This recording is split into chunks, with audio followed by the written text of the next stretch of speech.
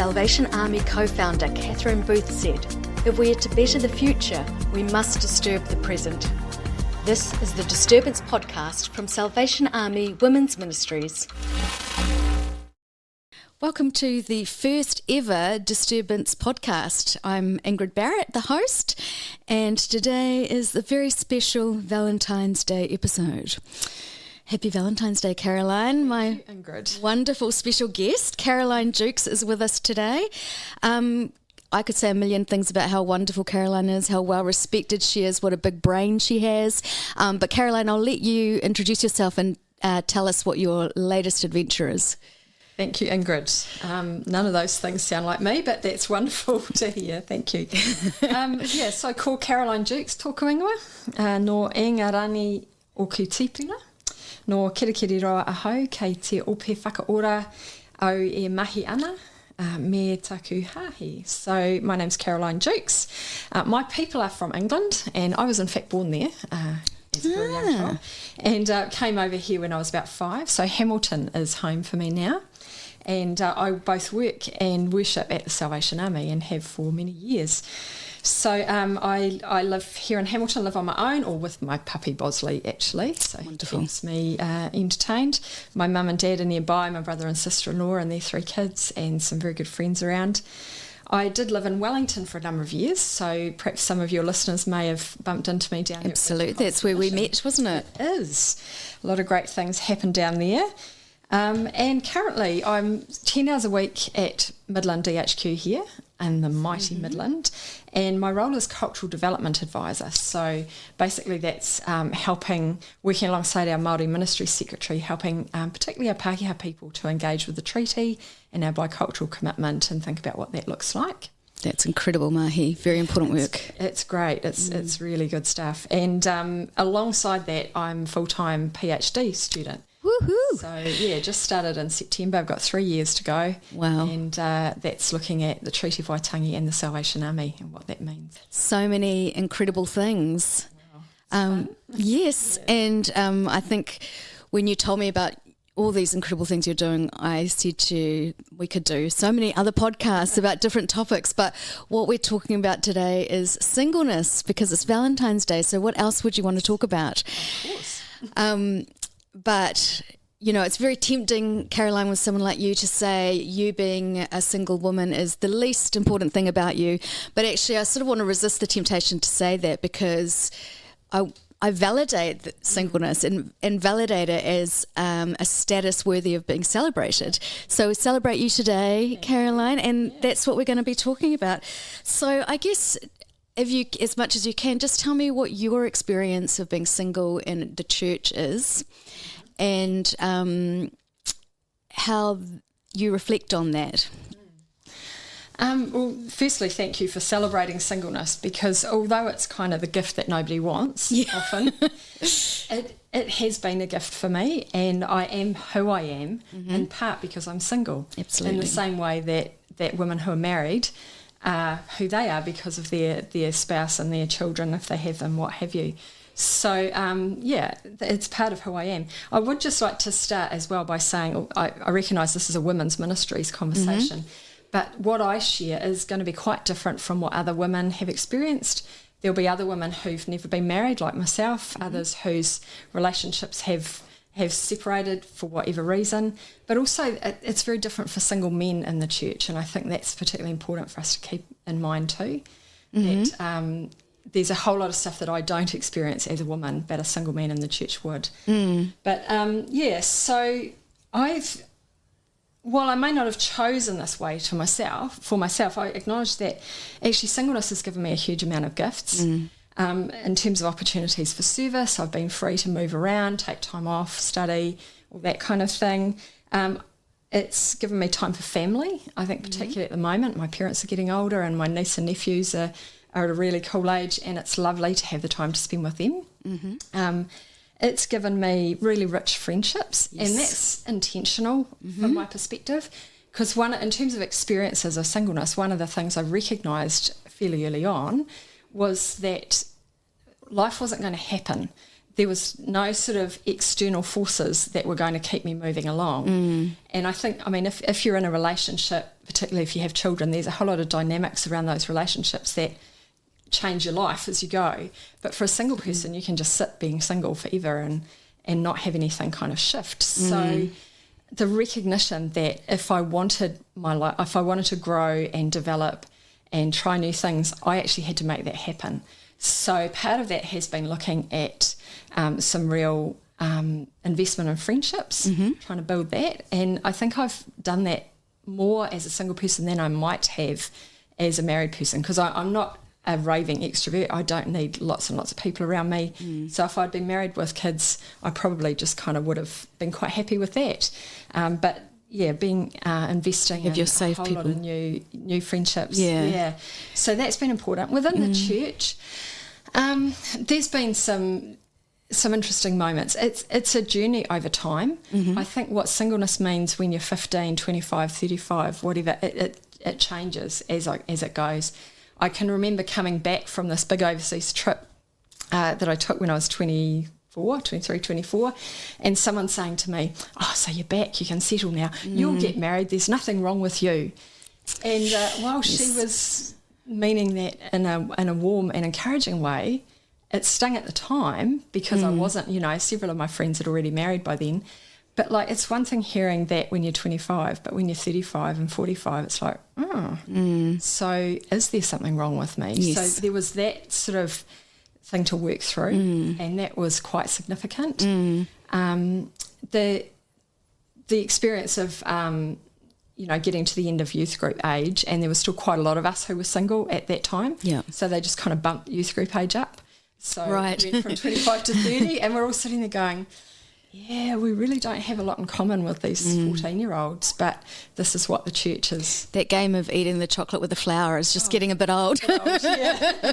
Yes, now you probably, have to remove the glasses and all that kind of stuff. But yeah, so just feeling like there really wasn't a place in the church for someone who wasn't married with children. You've really touched on this sort of like undercurrent in the church where singleness is treated as a bit of a waiting room. And you've said one about being really intentional about your friendships, but also like people unwittingly saying things that make you feel like you haven't achieved that life goal. And actually I remember when I was single till I was 37, so I feel like I've experienced singleness and marriage. I've been married for 11 years now, and I feel like I'm better at being single than married because I've spent more of my life being single. But yes, I remember someone saying that to me, "Oh, you'll definitely find a husband. If such and such could find a husband, you can find a husband." And actually someone piped up and said, "Well, getting married's not an achievement." And I've always remembered that because there was this moment of compassion from someone when everyone treats marriage as an achievement, where it's actually something that kind of accidentally happens to people in a way or doesn't. It's not really an achievement. And you talked about these kind of identity markers being really strong in the church. Your wisdom about this area of singleness came to my attention first when you spoke at Thought Matters with your wonderfully titled paper, Let's Not Talk About Sex, Baby. So I'm just referencing that. You talk about identity markers. Can you explain to me how you experience these identity markers as a single person as opposed to a married person? Yeah, I think I've worked for the Salvation Army and I've worked in other organisations, and it feels like you're approached quite differently inside the church versus outside. So in my professional life at Wintec, where I was working and elsewhere, you're engaged with in terms of the work that you do and the contribution you make, the things you're interested in, that kind of thing. Whereas so often in the church, the first question is, do you have a family? Which is a bit of a silly question. What they mean is, are you married? Do you have children? Yes. To say, do you have a family? Well, everybody does, Yes. of course, like it or not. But people didn't quite know what to say when I said, well, yes, my mum and dad live nearby, my brother and sister, I've got a number of children that call me auntie, and people don't always know what to say when you respond that way. That's right. Because that's not how the mainstream church life defines people. We're defined in terms of our nuclear family relationships. Well, in the army, of course, your extended family relationships as well. But that sense that as well, like things like rites of passage in the church are often related to marriage and children. That's right. People get engaged, people get married. There's, young marrieds groups or, yes, all things that, a lot of life groups are about young parents with their children and things like that. Whereas for someone like myself, study and work achievements have absolutely been significant. Buying a house was a really big thing, a big sort of rite of passage for me. Yes. Travelling overseas. Absolutely. Yeah. And the fact that I did that on my own, I didn't sort of wait That's huge. find somebody to go with. So for me, I identify myself as a woman, as a Christian, as Auntie Ra to my, my lovely niece and nephews and extended family of love, who are not related by birth but just by friendship. So those things, and my study and what have you, those things are actually important to me. Absolutely. But often invisible. That's church. the word, is invisibility, because all those things are incredibly important. And you talked about as well the community that you've built around you. I, as a single woman, I feel had more intimacy, emotional intimacy in a way than you would necessarily get in a marriage relationship, because I lived, up until I met Martin and got married, I lived with 5 other women, and we had the most incredible community. There was someone to listen to you day or night. We were very raw and open with each other. We prayed with each other. We danced together. Yeah. We were all kind of very femme. Like we have, we went op shopping together. Yeah. There was a lot of intimacy in that community. And I think I used to joke that I think I'm the only single woman that's worried she'll be lonely once she gets married, Yeah. And yet those communities are not visible in the church, yet... The thing is that singleness exists in the church. Look, I just pulled up some stats about singleness in New Zealand, and in the last census it found that over 400,000 people in New Zealand live alone, and it's actually the second most common household type, and will soon be the most common household type. So more people live alone than live in like 3 to 4 people households, which is, of course, the nuclear family. And, at the height of marriage in 1971, apparently, the median age for getting married was 21 years old if you're a woman. Yeah. Today it's 30 if you're a woman. So we've gained 10 years of singleness since then. Yet the church continues to focus on the nuclear family as if that is the main form of household. What's your response to that? I think back to a time when I lived in Wellington, and I was at the dedication of a child, friends of mine, their little one. They had a little girl and a little boy, and mum and dad. And the person leading the dedication said, "Our church is full of families just like this." And I looked around and I thought, well, no, it's not. Is it? Yeah. It's got lots of lovely people, but here I am on my own. There's a couple there who can't have kids. There's a couple there who... their kids live in other parts of the country. There's someone over there who's estranged from their family. So there's just that whole different dynamic that just isn't recognised when we focus on mum, dad and the kids. Absolutely. And what about older people as well? Exactly. Yeah. I mean, mum and my parents have moved into a retirement village, which they're loving. But the number of people there, obviously we know that many... statistically, half of marriages will end with somebody being single. Of course. At some point.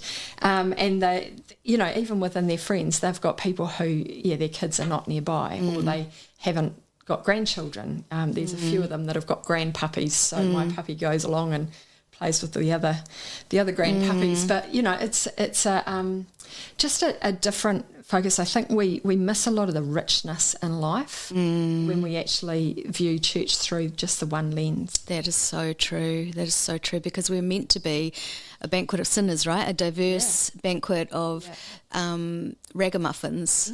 Yet we focus on this one type of being and validate that at the expense of many other valid ways of being. Yeah.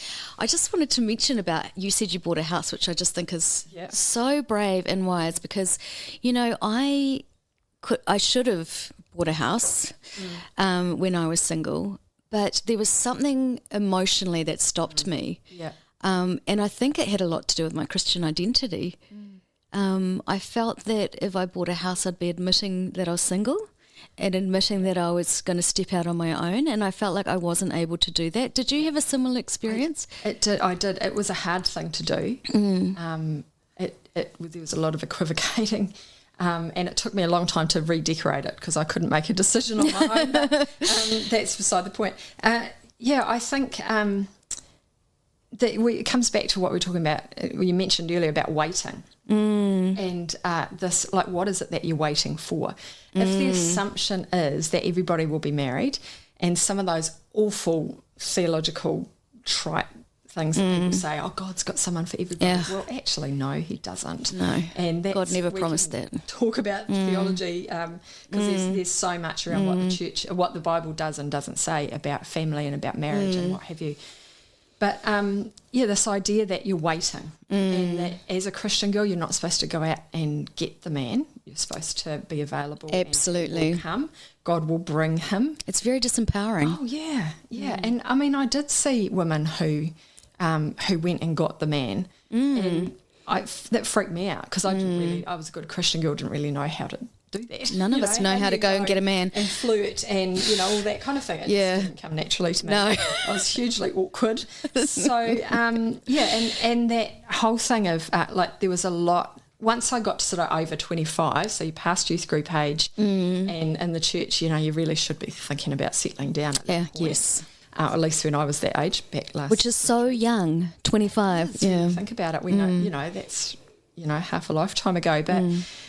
this idea, several women said to me, like women who'd married later, said, look, you just have to stop striving. Oh, I hate that. Just wait and trust God, and He will bring. And it was only when I stopped striving for the man that I found that. That's such a narrative. And I mean, that was their experience, and that's lovely. And I think God does do a whole lot of stuff in us about. When we surrender. Yeah, and it's important to do that. But just what are you surrendering to? The idea of waiting for a man to buy the house, to do whatever you're going to do, it's a waste of a life. It is. And the reality is no one gets married that doesn't want to get married. So this idea that you're surrendering it all and you stopped wanting to get married and then someone came along and sort of like forced you into it and it's happened to me. Yeah. No, you wanted to get married. Yeah. So you were part of that decision. Yeah. And then we kind of change the narrative on ourselves so that we romanticize it all. Yeah. Whereas actually there was decision making in that process, just like there is in buying a house. And that's right. The reason why I was interested in this is because for me, when I think about it, and just as we're talking about it, the word that came to me is stigma. In the church, we have the stigma that doesn't exist in the wider world.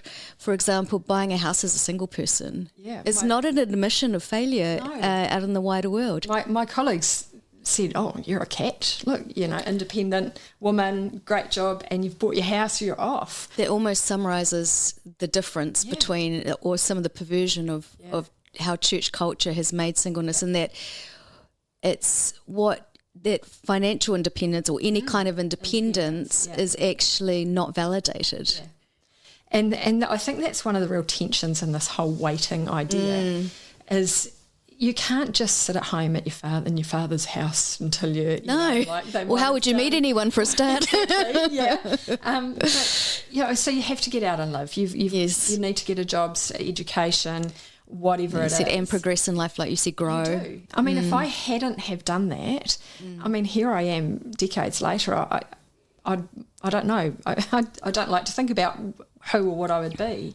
Because so much of who I am now is because of the decisions I made. But it was always with that tension of you're not allowed to be too needy. Absolutely. But neither should you be too independent. And I think this is one of the things that's often the charges made against women is there's actually no middle ground. Yeah. You're either cast as too needy or as too independent. Too much, not enough, whatever it is. And again, that's not validating who and what we are, who God has created us to be. And I mean, I was just reading this morning in Acts, and there was reference again to the women who supported Yes. the work of mission, and the women of influence and the women of means. I think, well, actually, so powerful. We can be that. Absolutely. We need that within the church. And I love that and how powerful that is, that position, right? Yeah. I totally get what you're saying, because I had the same thing, that when I got to about 35, I thought, oh, this might not happen for me, and especially the children thing, because, you know, you could get married up till you're 60, but you're not going to have children at that stage, or 60 or 90, sorry, all you 90 single-year-olds out there, there's still hope for you. If that's what you want. If that's what you want, but you go live your single life, 90-year-old gals. And I thought, you know, actually I'm grieving. This is real grief for me. And how do I grieve and keep my heart open and be vulnerable, but also learn what it means to be content right now and live a life of contentment, and then not be sort of, I don't need a man, I'm going to be independent. And it feels like there's no space for a single woman that's really validated in the church. And I mean, I don't want to spend the whole time telling you horror stories, but, you know, one thing that sticks in my mind is when I was only probably about 27 and I was working in ministry with one other single guy, and we worked together and we had a great working relationship, and we went out with the board of directors and so forth, out for a Christmas dinner, and I got talking to one of the board of directors who's an elder at our church, and across from me at the dinner table, and we started talking. I started opening up to him and said, you know, of course I'd love to get married, starting opening up to him a little bit about some of the vulnerabilities I felt being single, and I went away feeling really good about that conversation. I thought, I really connected with him, I got to know him, and I was able to be myself and be genuine. And then Monday morning came into the office and my colleague said, I've got to tell you something. And he was laughing and he said, this elder person had pulled me aside and said, you just really have to be careful of Ingrid, because she's very vulnerable, she's single, she wants to get married, and I just think you just better be really careful with her. And, you know, I was really crushed. That was a moment where I realised that being vulnerable was not okay. And of course that's a very masculine reaction, of course, and that just is one of those undercurrents where as women in the church there's this kind of unspoken masculine authority, but also that sort of inherently risky to other single men or other men. Is this just by being a single woman? I think single people generally, single women in my experience, we're seen as a risk in many ways, and I'm sure people don't consciously think that, but it's just the way that things are positioned. I mean, I remember talking with a group when I was down at Booth College of Mission about pastoral care, and it came up about this idea that, only women should pastorally care for other women, right? Men should care for other men. And I said, well, I understand that if you're sort of sharing, you know, personal and intimate things, yes, it does, you know, there is an appropriateness around gender. But the reality is, for me as a single woman, what's missing in my life is not women. I can go and find female friends, and, you know, that's great. If I want children, I can find children to be in my life. And I'm very grateful for the families that share their kids with me. But what I love and treasure, I think, because it is so precious, are those men who are willing to be my friends. The safe men. Yes. And the women who are not upset or offended or threatened by that. Yes. Yeah. I mean, I remember a friend a number of years ago who we friended on Facebook, and the next minute his wife friended me. Now, I didn't know her from Adam, you know, she was not someone it's almost like having to keep her husband accountable on Facebook or something. Well, that's it. I'm thinking, if you're that worried about your husband, well, you've got a whole lot of other issues that are really nothing to do with me. That, you know, this idea that a single woman's after any husband she can get, well, if he's your husband, I don't want him. No. Any man that would leave his wife just for me, I'm not interested in that. Absolutely. So, also, like, we might not think your husband's that great. Some of them, no oil painting, no There are many, many good men out there. So, I mean, this idea that I'm not constantly on the prowl. Equally, I'm not constantly sad. I was talking to a friend about this, doing this podcast, and she said, tell them that we're not all sad all the time. To be pitied, that's the worst, because in many ways, I mean, honestly, hand on heart, the women that I admire and think are the wisest woman, the most intelligent woman, the most spiritually motivated and life-giving woman in my life have been single women, and many still are single. They're to be admired. I mean, they're the people I admire in this world. Yeah.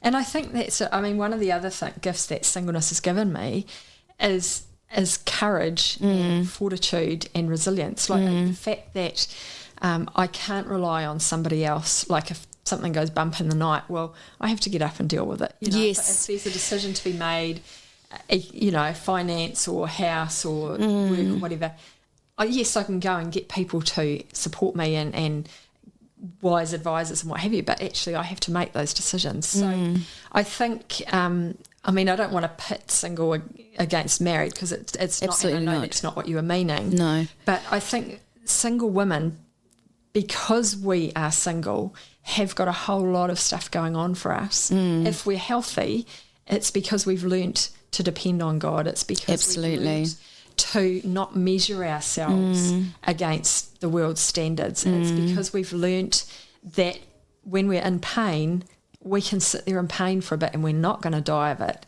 Yes. There will be some good to come out of it. But equally, that there's a whole lot of joy to be had in life in all sorts of ways that the church might not necessarily look like at the beginning. As I've got older, I've got a lot of friends now who are single, some never married, who are pretty amazing people. And it was when I sort of stopped and looked around at who wasn't married around me that I started to feel good about myself, because I realised actually not everyone's married. No, and some fabulous people are not married. So it's not a reflection on my worth or value in the kingdom of God. No. But yeah, women who are like women who perhaps their marriages have broken down or a spouse has passed away, kids have grown up, even married women who now their family life looks quite different. We're having great fun, We're getting out there, going out for dinner and walking and going to the gym, and I was at the beach with a friend for the weekend, and I don't know, zip lining was that for my birthday a couple of years ago. And I'm not, there's not anything special about any of those things, but I'm not sitting at home going, oh, I wish I had somebody to buy me flowers or to take me out for dinner, or oh God, why didn't you give me children? If that's where pity starts building up, will I go out and hang out with the kids that are in my life? Absolutely. I find a friend who we can do something together.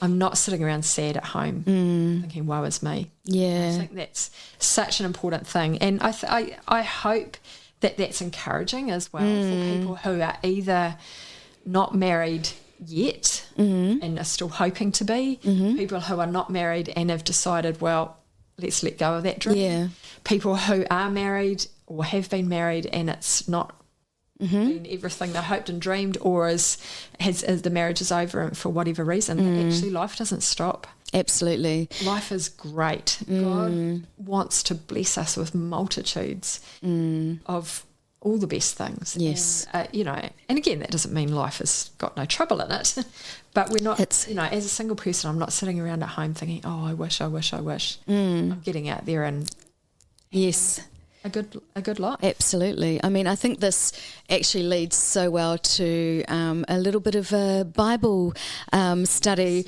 because it just reminded me of what Paul said in 1 Corinthians 7:7, which is, I wish that all of you were as I am, i.e. single, but each of you has its own gift from God. One has this gift, another has that. And that's what you're talking about, that life is a gift. Yeah. And we each have our gift. Do you have thoughts about this this verse, Caroline? Do I have thoughts about that verse? Okay. I think there's another verse in Matthew 19, which is Jesus talking. And when you read the New Testament, particularly Jesus and Paul, they present quite a different view of family than what we do in the church today. And I mean, Jesus talks about that some are born eunuchs, eunuch being those who are not sexually active, some who are born eunuchs, some choose to not be sexually active, and some are made that way by circumstances or whatever, and that everybody, you should accept you know, the way that life is. And I think there's that, that whatever circumstance we're in, there's that trite saying, that the grass is greener over the fence, but they still have to mow it. You know, we can sit looking at what other people have got, or we can say, actually, the life that I have got, this is a good life. Absolutely. God is with me.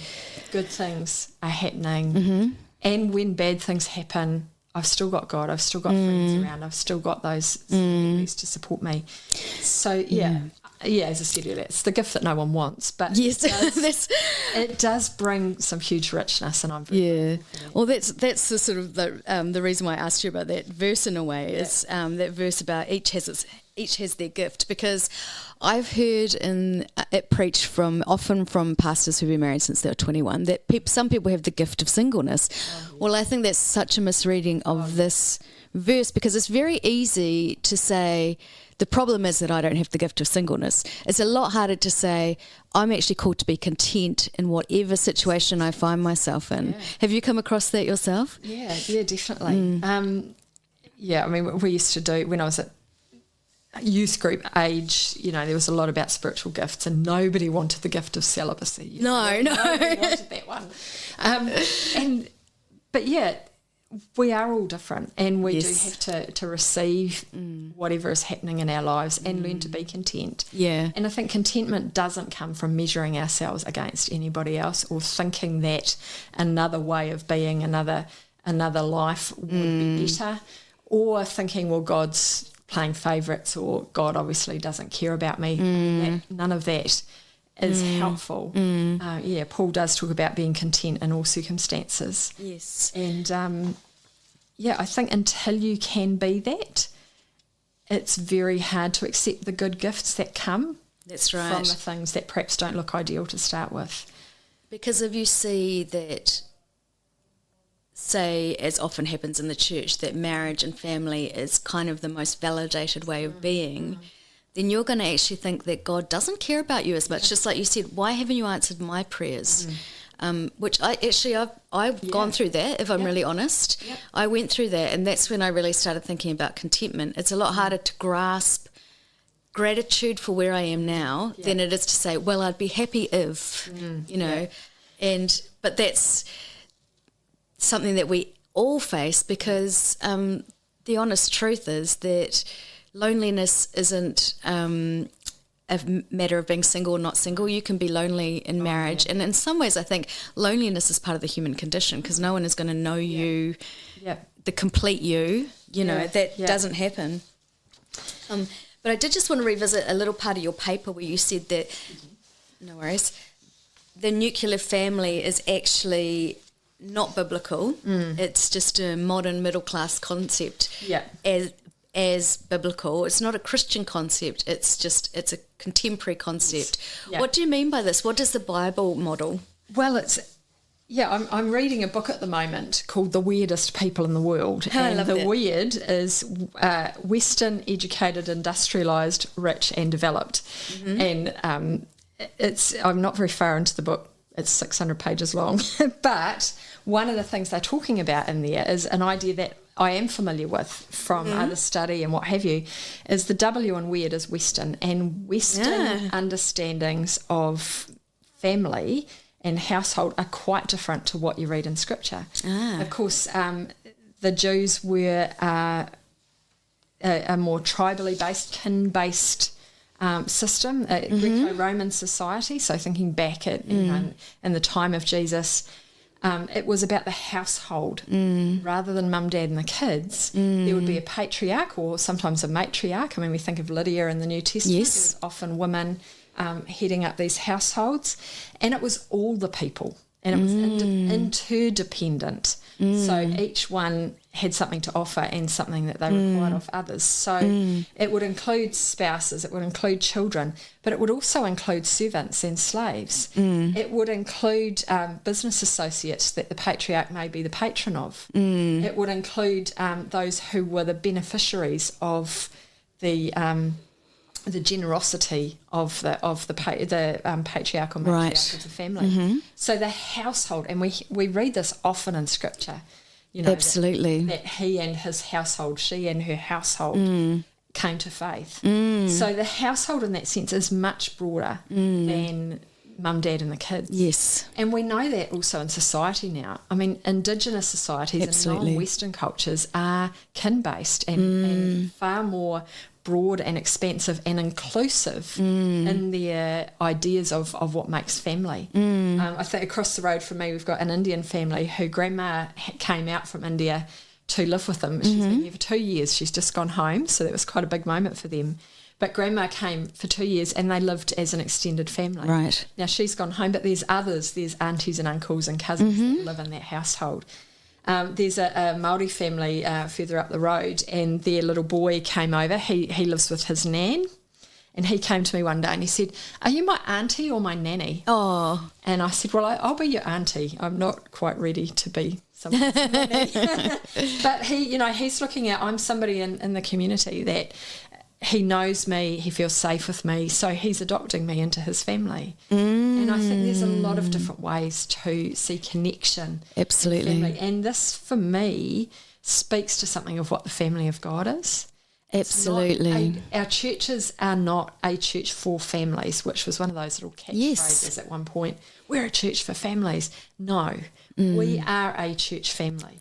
Yes, we are 100%. As the church where everybody can come and find a place at the table. And I think we're richer and stronger when we broaden our view. I mean, that picture that you just drew for us is so beautiful.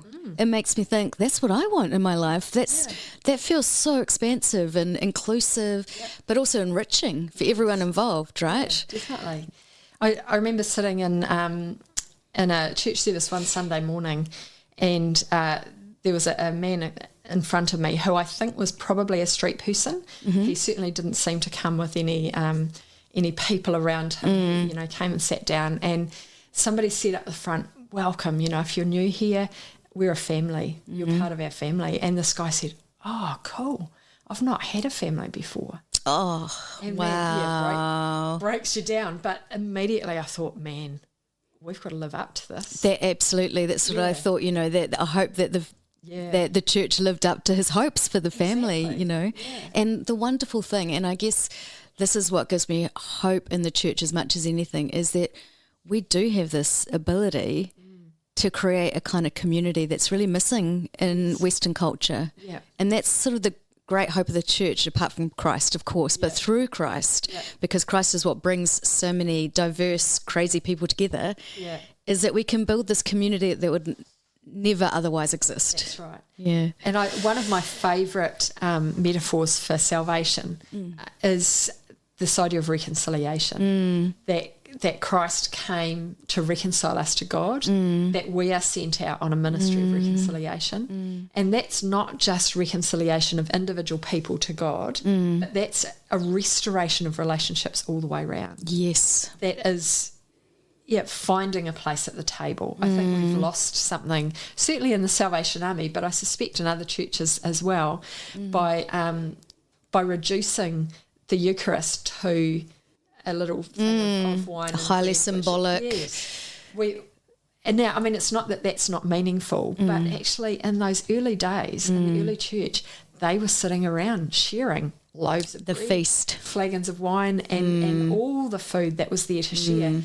And people would join in. Yes. It wasn't just a little unit. Yes. It wasn't just a nuclear family. Yeah. It was hosts of people would come together. And I think that's what it's important for us as the church to be focusing on, that idea of there's a line that I love, and I know you've heard it too, that two's company but three is community. Yes, it's beautiful.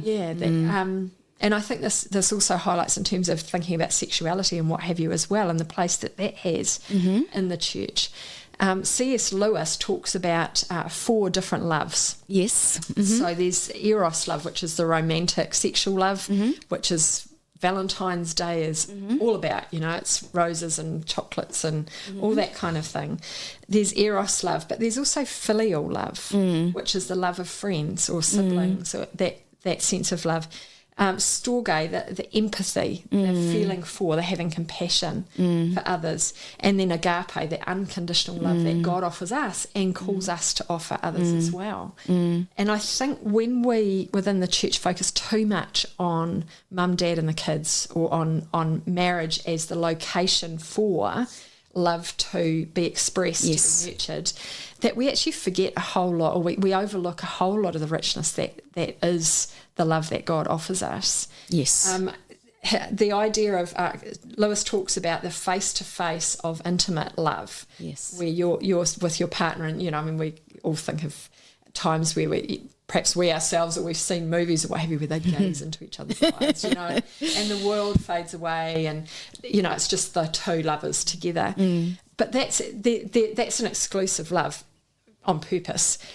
But there's also that side-by-side love where you stand next to each other as you go into the world, and there's an openness in that, because with two standing side-by-side, there's a space for a third to come. Where you can include others. Yeah. And I love that idea, that space for others to join. Yes. And that breaking out from being married to your best friend to actually having whatever our household looks like, whatever our relationships look like, being open and porous enough that others can find a place. Yes. Actually better reflects the love that God is and the love that God calls us to. Oh, absolutely. In fact, I think if you really were wanting to pursue a biblical marriage, then that marriage would include being hospitable and open. Yep. And including others into what you would call your household. Yeah. I think there is really no biblical precedent in which you are, sort of apart from, a man and a wife being exclusive, but in which you as a family do not welcome in others, Yeah. In fact, and this sort of Western independence it makes it really hard to live the biblical life of welcome and manaakitanga and hospitality. And so that's something that we, we're going to be truly countercultural in the church. Absolutely. We have to actually relearn, re-grasp, and really take hold of as being a very inclusive place for people, right? And I was thinking this morning about and it always kind of struck me as interesting that I think it was Paul was talking about Jesus and saying, greater love has no person than this, that they lay down their life for a friend. And I thought, if that was written today, would they say that you lay down your life for your spouse? Because we put that eros love on such a pedestal, but actually Paul seemed to be thinking that friendship love was the greatest form of love. Yeah. Well, and sorry, not to put you on the spot, but that was actually Jesus that said that. Jesus, sorry. So, even a higher authority than Paul. And yes. I know and Jesus was single. We like to forget that. Yes, and I know that because I did my thesis on it for my master's. Is that right? Yes, looking at friendship as a model for our relationship with God, as well as our relationships with the world. And how fantastic. Idea of reconciliation. So maybe that's another topic for another day. So, well, just tell me quickly, because we talk a lot about, the bride of Christ. What about friendship in Christ? Yeah, well, I think it is, that verse was particularly important, that I no longer call you servants, I call you friends. That we're actually in this together. And friendship conveys a whole lot of stuff about equality and reciprocity and what have you, which people find that sometimes a bit problematic, thinking about God as a friend. Well, we're not. Where's we're the not reverence? Equal, we're not. Yeah, and I mean, there certainly is the place for reverence, for falling on your face before God and remembering that we are really nothing compared to God's greatness.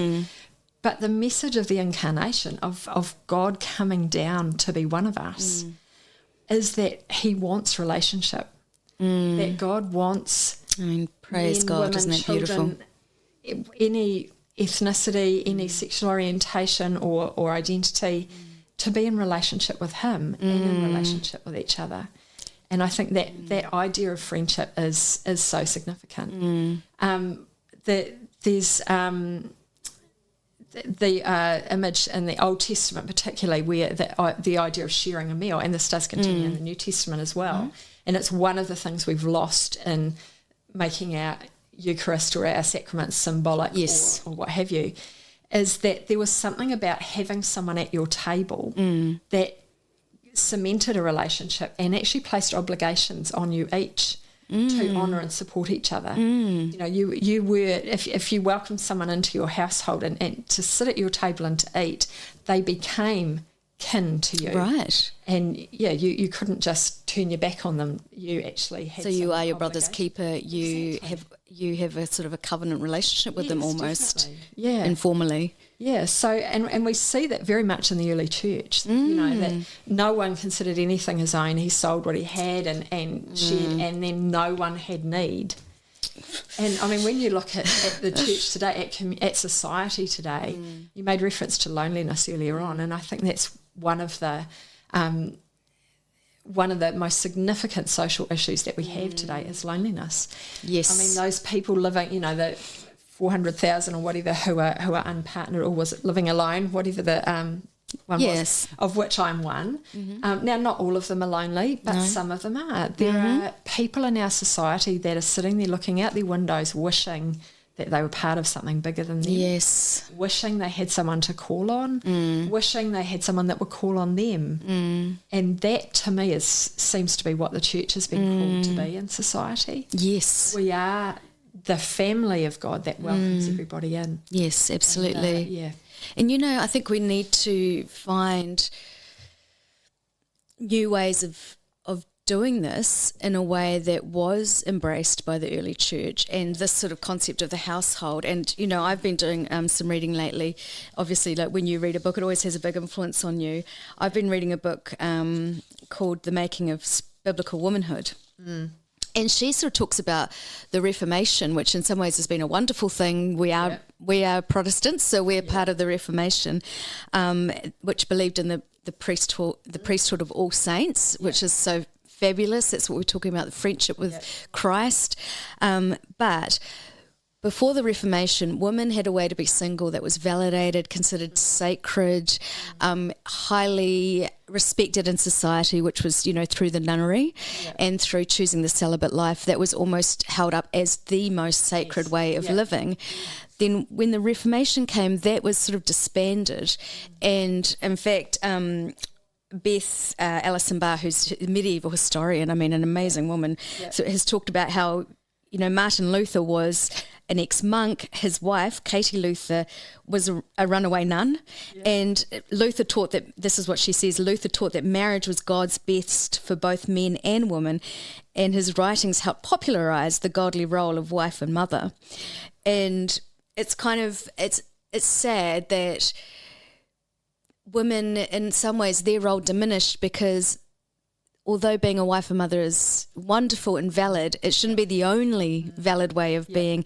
But this idea of the nunnery wasn't replaced with another way of being a valid woman outside of the household. But yet we find ourselves in today's society with as many women who don't fit the wife and mother mould as do. So how can we recapture, I guess this is like my kind of like ultimate question for you, Caroline, is how can we recapture in today's culture in the church today this concept of true community that extends beyond the wife and mother role or the nuclear family concept? Okay, so I'm just looking at my notes because I did jot some things down. I think it's important for us to look beyond the ways that the world would present to us. With that said, I think the world is ahead of us in many ways as well, because as a single woman, it's much easier to be outside the church than inside. Yes. You're validated as a person, and anything else, any other relationships you bring are welcome, but they don't define who you are. That's right, As opposed to within the church, we already talked a bit about that. But I think it demands something of both of us, of singles as well as married. Yes. For me as a single person, part of this journey of coming to terms with being single and actually creating a good life as a single person, there was theological elements to that. I had to recognise that, you know, some of what I was told in the church about marriage and children wasn't right. Right. That, I mean, like the Proverbs 31 woman, for example, you know, she's held up as this great virtuous woman who gets up before dawn to, make sure your family, but actually, the thing I love about the Proverbs 31 woman was that her husband went out and sat at the city gate, and she was at home running the enterprise. Yes. And it was not insignificant. She would have had a household of servants and obviously children. And she was a woman of power. She was a businesswoman. She's doing all of that. Now, I mean, when I was growing up in my teens, when, this is sort of such a formative time, it was all about a wife above, price above rubies, that idea of, the virtuous woman who was the prize for the man and God's ultimate gift to the marriage and what have you. Actually, there's so many more biblical models for womanhood. That's right. That we kind of gloss over a little bit. Yes. And it doesn't diminish marriage. No. To say that, you're married, I know your husband, I've met your beautiful boy, and that isn't diminished in the slightest by the fact that you are a strong and capable woman in and of Absolutely. yourself. And in fact, enriches the relationship between the two of you. If you, for example, I think what you said before about sometimes being seen as a risk to married women by just being a single woman. Yeah. Just shows something really broken about the marriage relationship, that we feel so diminished in the marriage relationship. We have to hold it so tightly that anything could break that very fragile kind of relationship. Well, if it's not fragile, if it's strong and you are equals, this is a whole other kind of issue in itself, then you don't have to hold it with such tightness and such fragility either, do you? You know that you honour each other. Yeah. And that's a given. Yeah. So there is no mistrust or fear there. And that gives a lot of freedom to everyone. And it also, I think, gives the freedom to talk about what you were saying about the side-by-side kind of approach within marriage, that you can be welcoming to others and very inclusive. Yeah. Sorry, I interrupted you. No, that's all good. I think, and I obviously speak as a single woman. I always have been, so I can't speak with authority on marriage. But I know that sometimes if we're not confident in our own choices about whatever, it's easier to undercut somebody else than to acknowledge that the choices we've made are not working our own for insecurities. us. Yeah, and I wonder if for some people that's part of it as well, that if there's an uncertainty within the marriage, perhaps the marriage hasn't been the fulfilment of all the hopes and dreams that were invested in it. Perhaps it hasn't lived up to the unreasonable pressures and what have you that we place on another person in marriage. If there's that sort of sense going on, and then you see a single person who's living a great life, what does that sort of say to that person about the choices that they've made? Does it cause them to sort of second guess? And I hope it wouldn't, but I suspect for some people there is an element of that in there. Well, so, as you say, if you're strong in your marriage, you've got nothing to fear. And I think, from other ways. Having been single and spent so much of my life thinking, if I was married, I wouldn't have this issue, Then I've now been married for 11 years, and it's easy to look at single people and say, if I was single, I wouldn't have this issue. There is no place in life in which your life is completely fulfilled. And in fact, this is, I think, one of the big problems in our society as a whole, not just in the church, but is this idea that marriage fulfills every requirement of a relationship. And I think I told you about how I've been watching this kind of like reality series called Couples Therapy, and these two therapists are talking to each other, debriefing with each other, and just saying about how these middle class people come with all their hopes and dreams and expectations of each other, and if you don't love me, why don't you love me? Does it mean I'm unlovable? And then the therapist just concludes with, wow, it is an extraordinary burden to put on any one relationship. Yeah. And I thought, it almost doesn't even need to be said because it's so obvious, but it does need to be said because we treat marriage as if it's the only relationship. We do. And I hear a lot of, I'm married to my best friend, that sort of idea. Yeah. Now, that's lovely. If that is the case for you, then that's fantastic. However, we all need more than one friend. You can't just have that one person who is all and everything to you. That's unhealthy, and it is too much to put on there. We know that marriage is not forever. You know, that's an interesting point. Yeah, that all sorts of things happen in this life that can end a marriage by choice or by other, circumstance. And marriage is not eternal. Yes. You know, we're told there is no marriage at the resurrection. We all come as ourselves before God and join in the body of Christ. So I think if we put too many eggs in the one basket, then, it is too much pressure on a marriage.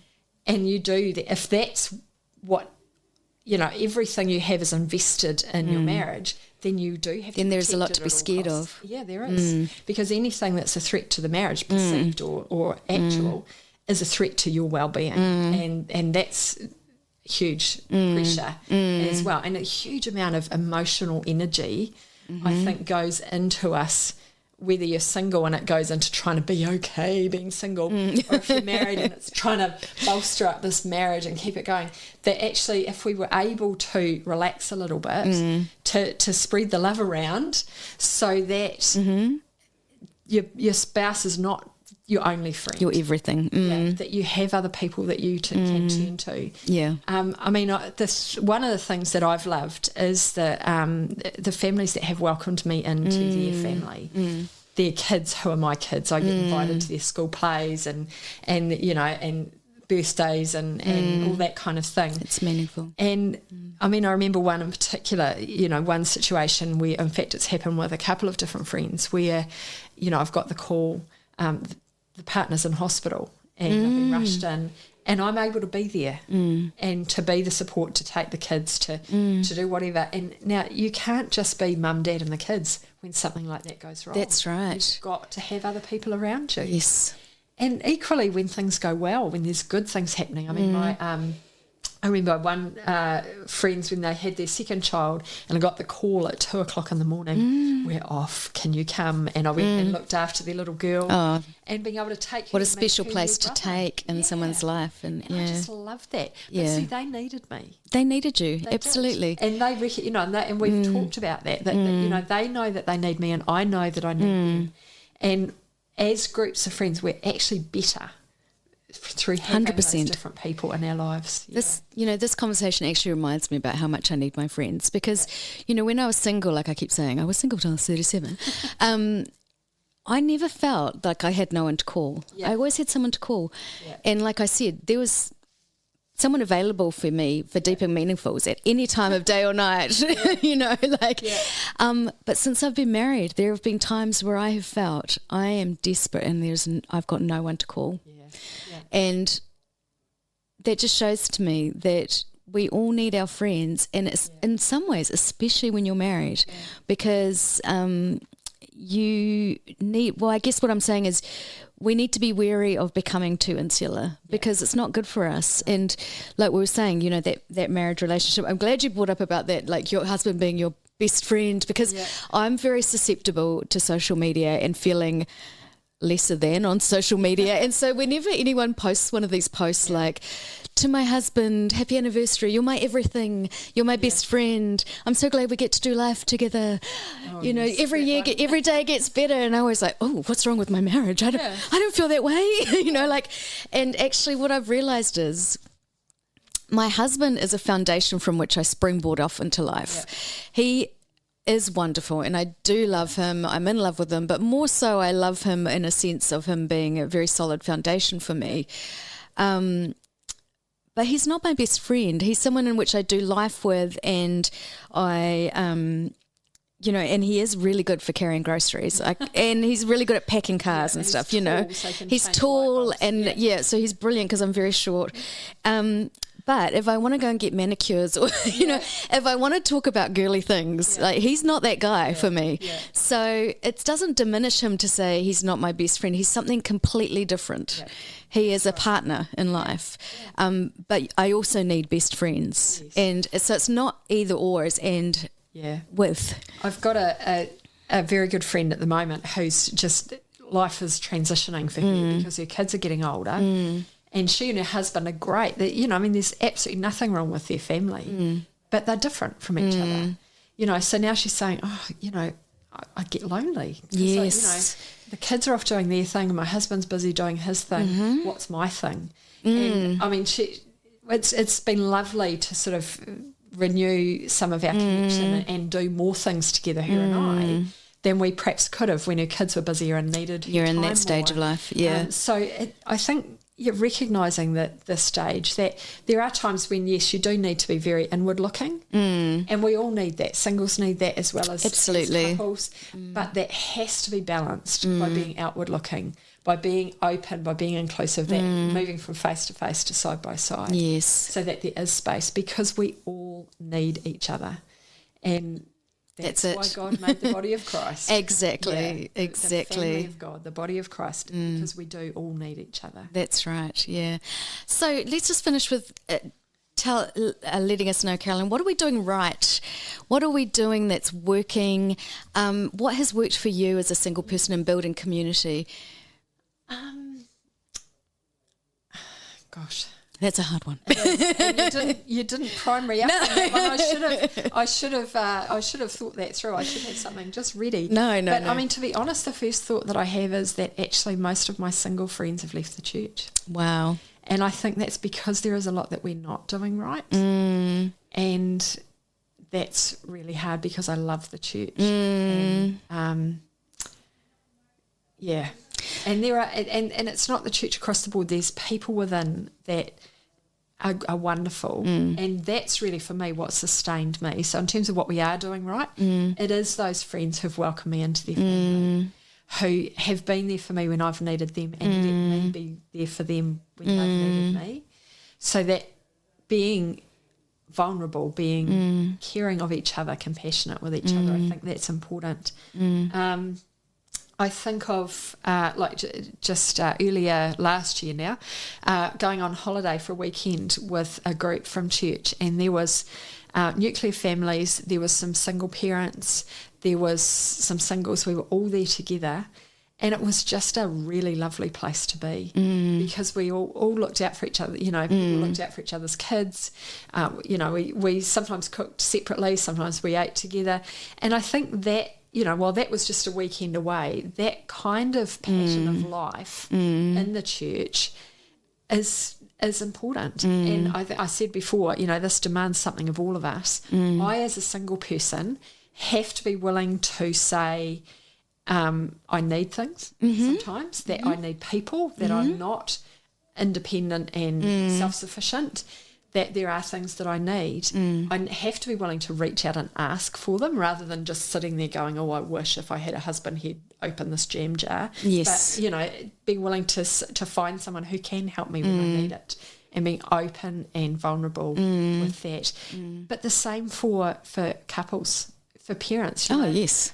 Being open and a bit vulnerable. I mean, not sharing intimacies that are actually just for the couple, but sharing, if you need prayer, talking to someone. I've said to a number of friends, if you need me to pray, just let me know. You don't have to tell me the details, but if you need me to pray, I'm there. Just let me know. And that willingness to say to someone, pray. And I'm not telling you all the details, but you've got stuff happening at home, and I just need you to pray.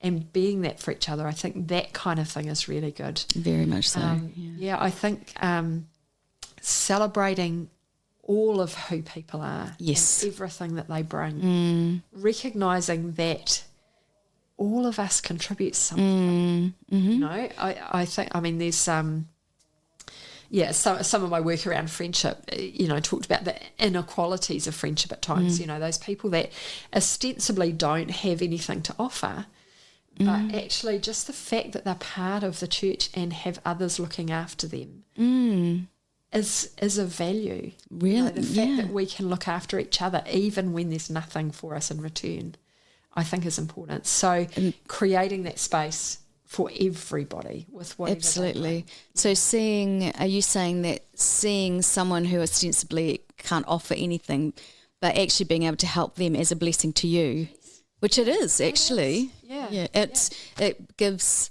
I'm talking about it as me, gives my life meaning to be able to offer something to someone else.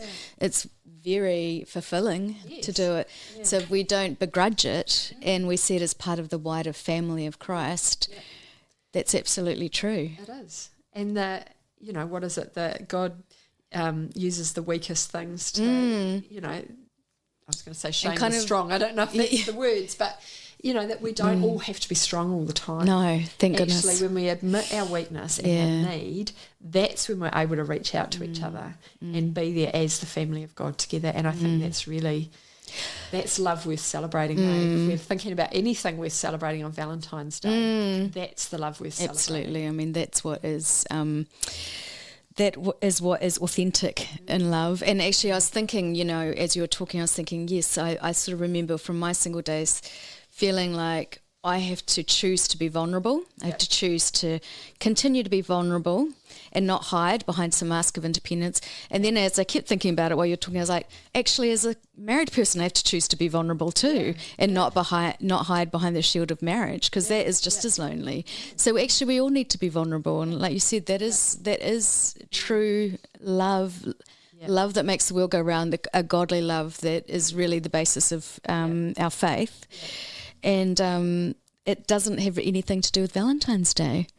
However, I would love to wish you a happy Valentine's Day, Caroline, because let me say that you're a wonderful woman, a woman of wisdom. I've just so appreciated hearing your words today.